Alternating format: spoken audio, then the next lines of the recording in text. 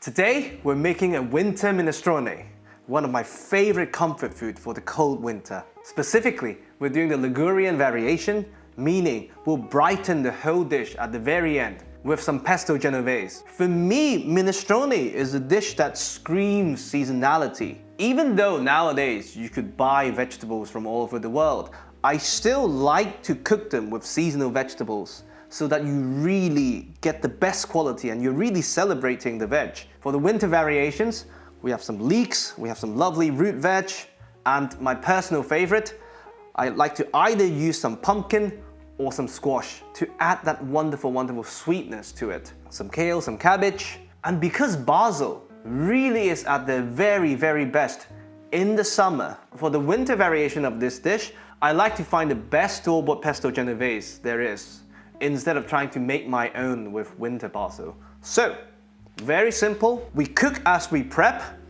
and I've lined up our vegetables in the order that they'll go into the pot, starting with the leeks. We have group 1 here, that takes around 20 minutes to cook, and we have group 2 here, which takes around 10 minutes. So this whole dish can be done in less than half an hour. Let's do it. So the moment you're ready to cook, you heat up the pan to medium-high heat, and we prep the leek.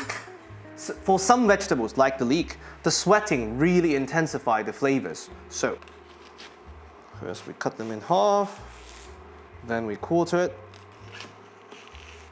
You want them relatively chunky. If you can't find leek, onions work very well as well, of course. Olive oil.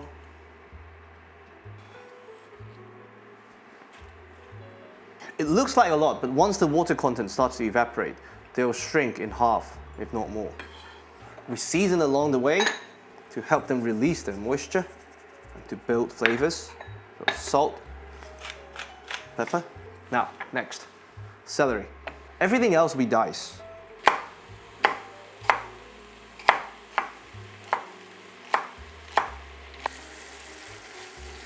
You want to cook them without color, for them to just release their water content to concentrate their sweetness and flavors. So the moment the sizzle is a bit too vigorous, just lower the heat. Everything, they go in as they become ready. Once again, season along the way. Carrots, probably half of this is good enough.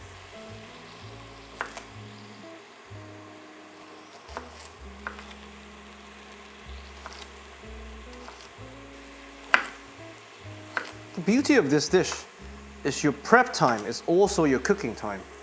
It's wonderfully efficient. Of course, if you don't want to stress, you can do all the prep and then cook them in a way more relaxed manner. There's no right or wrong to it. Tiny bit of salt for the carrots. Now, parsnip. This really adds a lot of complexity. Another wonderful winter addition is celeriac. So much depth, I just couldn't find them today. That's plenty.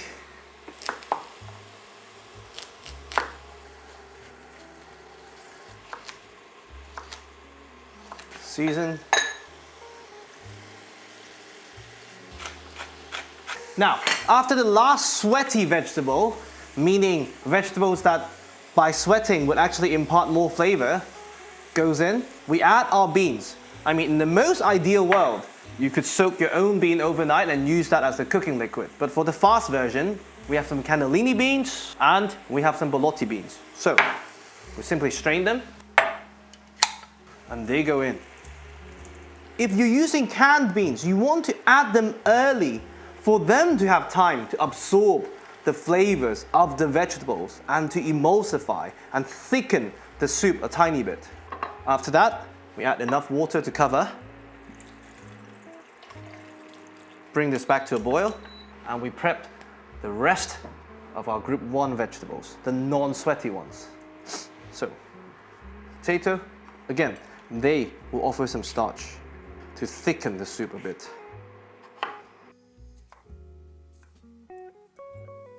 And pumpkin. I think we add this much. You certainly want to remove the skin.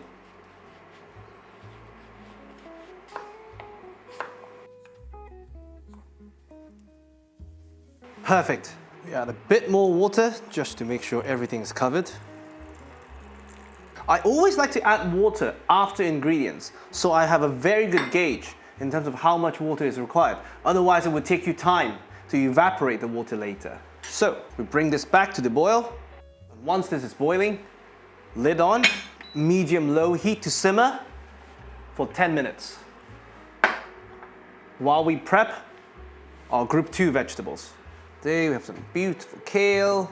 For the kale, because of the cooking time, I like to remove the leaves from the stalk with just a pair of scissors. You can also use your knife. Now we can just tear them a bit so that they're more bite-sized, and some Savoy cabbage. Do half of it. We remove the chewy core from the middle, and again we cut the rest into bite-sized pieces. This will shrink down quite a bit, so it looks like it's a lot, but it won't be.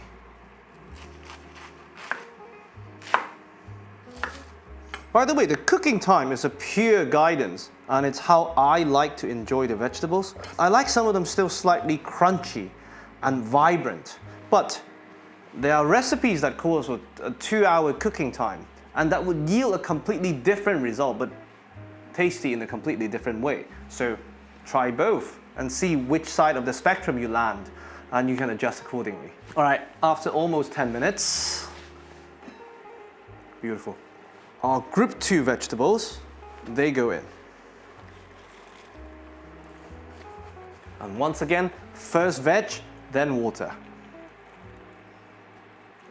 So this time I'm not even fully covering the cabbage because I'm factoring in the shrinkage of the leaves. So now we bring this back to a boil.